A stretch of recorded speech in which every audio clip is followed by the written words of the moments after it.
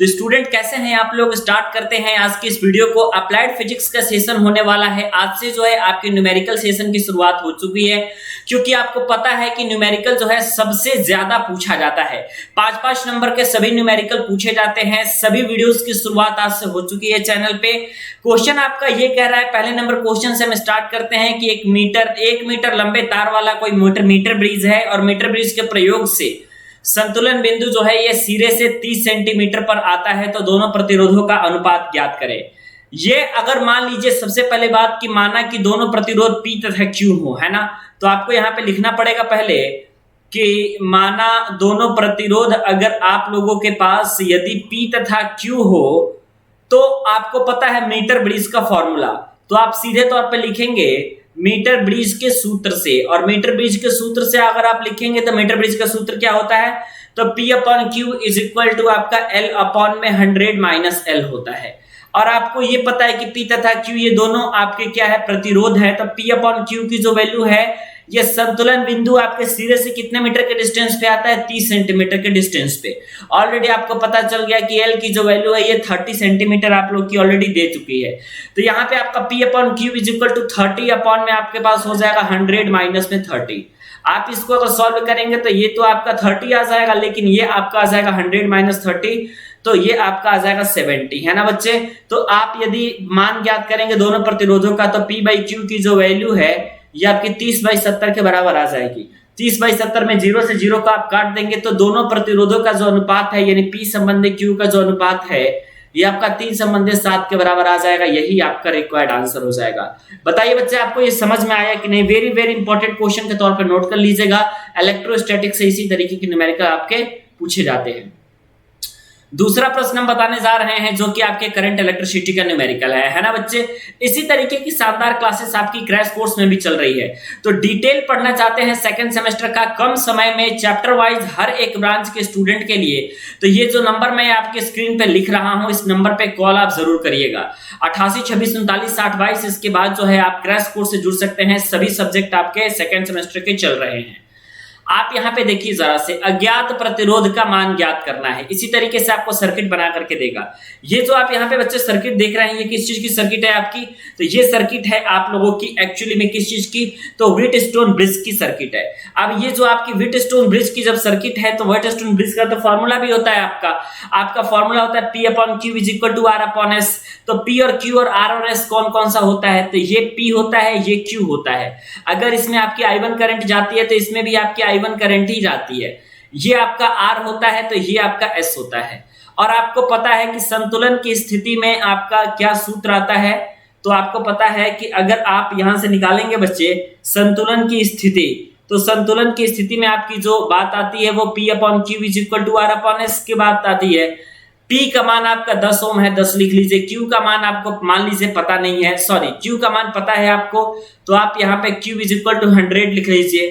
तो Q is equal to आपने यहाँ पे 100 लिख लिया, is equal to R by S है। R आपका कितना बच्चे, तो R इज इक्वल टू भी आपका 100 ऑलरेडी दे रखा है। तो P upon Q is equal to R by S। तो सॉरी R का वैल्यू आपका नहीं दिया हुआ है, S की वैल्यू आपकी 500 दी हुई है। आप यहां से देखो बच्चे, ये R है, R का मान कुछ नहीं दिया हुआ है, S का मान आपका 500 दिया हुआ है। कैसे हल करेंगे, 100 पचे 500, 5 बार में 10 पचे 50, रेजिस्टेंस की वैल्यू आपका कितना आ गया, 50 ओम आ गया। चाहे आप मीटर ब्रिज का फॉर्मूला देख रहे होंगे, चाहे आप व्हीटस्टोन ब्रिज का फॉर्मूला देखिए, मतलब फॉर्मूला अगर याद है तो क्वेश्चन बहुत ज्यादा डिफिकल्ट आपसे नहीं पूछा जा रहा है। सिंपल क्वेश्चन ही आपके सेमेस्टर परीक्षा में पूछे जाएंगे। अगले क्वेश्चन पर डिस्कशन करते हैं। मोस्ट इंपॉर्टेंट क्वेश्चन है, 2 नंबर का प्रश्न है, आया था 2 नंबर में। 600 वाट के तापक तार में 2.0 एम्पियर की धारा बह रही है, तो आपको क्या करना है, तार का प्रतिरोध ज्ञात करना है। कैसे आप तार का प्रतिरोध ज्ञात करेंगे, P इज इक्वल टू आप लोग के पास दे रखा है कितना बच्चे, तो P इज इक्वल टू आपके पास दे रखा है ऑलरेडी 600 वाट। कितना दिया हुआ है यहाँ पे, P इज इक्वल टू आपके पास दे रखा है 600 वाट। I इज इक्वल टू आपके पास 2 एम्पियर की धारा बह रही है। P इज इक्वल टू आपके पास 3 फॉर्मूला होता है, P is equal to V into I, P is equal to आपका होता है V स्क्वायर अपॉन में R, और P इज इक्वल टू आपका होता है I स्क्वायर R। अब यहां से अगर तार का प्रतिरोध ज्ञात करना पड़ेगा और अगर आपको करंट की वैल्यू दी हुई है तो ये वाला फॉर्मूला आप यूज करेंगे। तो आर की जो वैल्यू है ये पी अपॉन में आई स्क्वायर के बराबर आ जाएगी। पी आपका है 600 और आई स्क्वायर का ऑलरेडी आपके पास वैल्यू दे रखा है, आई की वैल्यू 2 है तो 2 का वैल्यू यहाँ पे 4 हो जाएगा।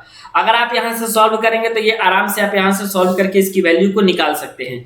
कितना आ जाएगा बच्चे, तो आपका यहां से आपका ऑलरेडी निकल के आ जाएगा, मैं आपको बता रहा हूं 4 से अगर आप काटना चाहेंगे तो ये 2 दूना 4 कट जाएगा, 2 तिहाई 6 कट जाएगा, ये 300 कट जाएगा, 2 से आपका यहाँ से कट जाएगा, रेजिस्टेंस इज इक्वल टू 150 यहाँ पे आ जाएगा। ठीक है, 600 वाट और 2.0 एम्पियर की करंट आपकी यहाँ पे ऑलरेडी प्रवाहित हो रही है। रेजिस्टेंस की वैल्यू कितनी होगी, 150 ओम यहाँ से निकल के आ जाएगी। ठीक है, चौथे प्रश्न पे आते हैं। अगला प्रश्न है आपका 100 वाट का तापक तार में 100 वाट का इस बार दे दिया, तो इस बार अगर आपका 100 वाट का दे दिया और तार का प्रतिरोध आपका ज्ञात करना है, 100 वाट के तापक तार में 2.0 एम्पियर की करंट आपकी फ्लो हो रही है, तो आपको क्या ज्ञात करना है बच्चे, रेजिस्टेंस ज्ञात करना है। एक और मेथड से आप बनाइए, P इज इक्वल टू आपके पास V इंटू आई निकल के आता है। पावर आपका 100 दे दिया है और आई आपका 2 एम्पियर का दे दिया है, तो यहां से आप आराम से कोशिश करेंगे तो भी निकल जाएगा। तो ये आपका यहां से 50 हो गया, यानी V इज इक्वल टू आपके पास हो गया 50 वोल्ट, है ना। R इज इक्वल टू आपके पास होता है V बाई में I, और यहां से भी आप निकालेंगे तो 50 बटे में, और यहाँ पे I आपका 2 है, यानी कि आपके पास कितना आ जाएगा, यहाँ पे 25 ओम आ जाएगा, 25 ओम का रेजिस्टेंस यहाँ से निकल जाएगा।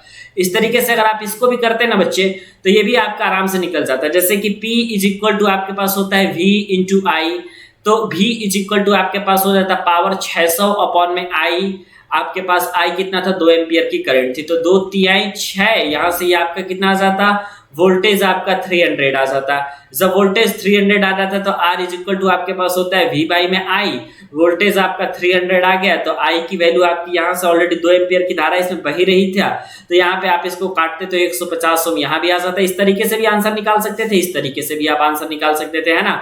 आप कोई भी मेथड से आप आंसर निकाल सकते थे, कोई समस्या की बात उसमें नहीं है। ठीक है बच्चे, अब जो है ये बताइए, अगर मैं सर्किट बना देता हूं तो आप लोग इसका मान निकाल लेंगे कि नहीं, कमेंट करके बता दीजिएगा। आप यहां से देखिए बच्चे, ये आपका माइनस, ये आपका प्लस, और उसके बाद आपने यहाँ पे ऐसे कर लिया, और उसके बाद यहाँ पे आपका ये हो गया, ऐसे हो गया आपका इस तरीके से। और उसके बाद अगर आपका यहाँ से देखिएगा तो पिछली बार का क्वेश्चन है जो मैं बताने जा रहा हूँ, यहाँ पे ये आपका करंट जो है यहाँ से बट जाएगा। जब करंट बटेगा तो ये 2 है, ये 2 ओम का रेजिस्टेंस है, ये 1 ओम का रेजिस्टेंस है, ये 2 ओम का रेजिस्टेंस है, ये 1 ओम का रेजिस्टेंस है। सब कुछ वैल्यू आपका दे रखा है क्योंकि सर्किट ही दे दिया जाएगा। ये आपकी 2 वोल्ट की बैटरी है, ये आपकी 1 वोल्ट की बैटरी है। प्रश्न आपको दे दिया है कि किरचॉफ के नियमों की सहायता से 2 ओम के प्रतिरोध में जाने वाली धारा का मान ज्ञात करें। इसमें कितना करंट आपका जाएगा, इस बात का आपको क्या करना है, पता लगाना है ना बच्चे। सर्किट ऑलरेडी दे देगा, मैं सर्किट की डिजाइनिंग और करंट की डायरेक्शन ऑलरेडी बता देता हूं क्या क्या दिया हुआ है, ये प्रश्न में ही आपका दिया हुआ है, और ये ऑलरेडी दे भी देगा आपको प्रश्न में। अगर सर्किट जहां बना लेगा वहां पे इसका मतलब साफ तौर पे ये है कि आपको जो है वो वैल्यू आराम से देगा ही देगा, कोई दिक्कत की बात नहीं है। ये आपके यहां से मान लीजिए कि आई करंट फ्लो हो रही है, ठीक है, तो ये आपका टोटल इस तरीके से आपका ये एक लूप बन जाएगा जिसको आप लूप 1 मान सकते हो, और यहाँ पे आपका ये एक लूप बन जाएगा जिसको आप लूप 2 मान सकते हो। केवीएल और केसीएल लगाना तो मैंने भी कई बार फ्री लाइव क्लासेस में भी बताई है, तो आराम से आप इसको निकाल सकते हो। यानी कि जो आपकी 2 वोल्ट की बैटरी होगी इसका मान आपका 1 इंटू आई प्लस में 2 इंटू I1 के बराबर आ जाएगा, क्योंकि आपको पता है एक I1 करंट भी फ्लो होगी और एक I करंट फ्लो होगी। इसमें आपकी I1 करंट फ्लो होगी, ये दे दिया है, और यहाँ पे जो आपका करंट फ्लो होगा वो आपका I माइनस में I1 आपका करंट फ्लो होगा। सर्किट में कौन कौन सा करंट क्या क्या है ये सब आपका बना के दे देगा ऑलरेडी, सिर्फ आपको केवीएल लगा देना है, क्योंकि 2 नंबर के प्रश्न में इससे ज्यादा चीजें आपसे बिल्कुल पूछी नहीं जा सकती हैं। तो 2 is equal to I plus में आपके पास हो जाएगा 2I1, इसको आप इक्वेशन नंबर 1 बना लीजिए, कोई समस्या की बात नहीं है। और उसके बाद अगर ये तो आपका खेल रहा लूप नंबर 1 का, अगर आप यहाँ पे लूप नंबर 2 में केवीएल लगाएंगे तो आपके पास जो 1 ओम का जो रेजिस्टेंस है इसमें आपका I माइनस I1 एम्पियर की करंट जाएगी, माइनस में 2I1 करंट की जाएगी, उसके बाद वोल्टेज की वैल्यू आपके पास 1 है। यहां से कंपैरिजन करके आप आराम से वैल्यू को निकाल सकते हैं, कोई दिक्कत की बात नहीं है, आराम से आप वैल्यू को निकाल लेंगे। इक्वेशन 1 और इक्वेशन 2 को क्या करेंगे, घटा देंगे तो आपका मान निकल के चला आएगा। बस केसीएल और केवीएल लगाने की बात है, कोई समस्या की बात नहीं। डिटेल देखने के लिए आपको हमारे प्लेलिस्ट में जाना पड़ेगा। अभी जाइएगा अगर प्लेलिस्ट में, तो मैंने केसीएल के ऊपर अलग से सेशन लिया हुआ है, केवीएल के ऊपर अलग से सेशन लिया हुआ है, और नॉर्टन थेवेनिन वगैरह जितनी सारी चीजें हैं वो सारी चीजें ऑलरेडी आपकी बताई जा चुकी हैं। ठीक है बच्चे, और इस तरीके से आपका सारी चीजें ऑलरेडी आराम से चल भी रही है। पहली बात तो टेलीग्राम चैनल को ज्वाइन कर लीजिए, और सेकंड सेमेस्टर की जबरदस्त तैयारी करना चाहते हैं, ये नंबर मैंने ऑलरेडी आपको दिया हुआ है, इस नंबर पे कॉल करके आप सारी जानकारी ले सकते हैं और क्रैश कोर्स से जुड़ सकते हैं। धन्यवाद।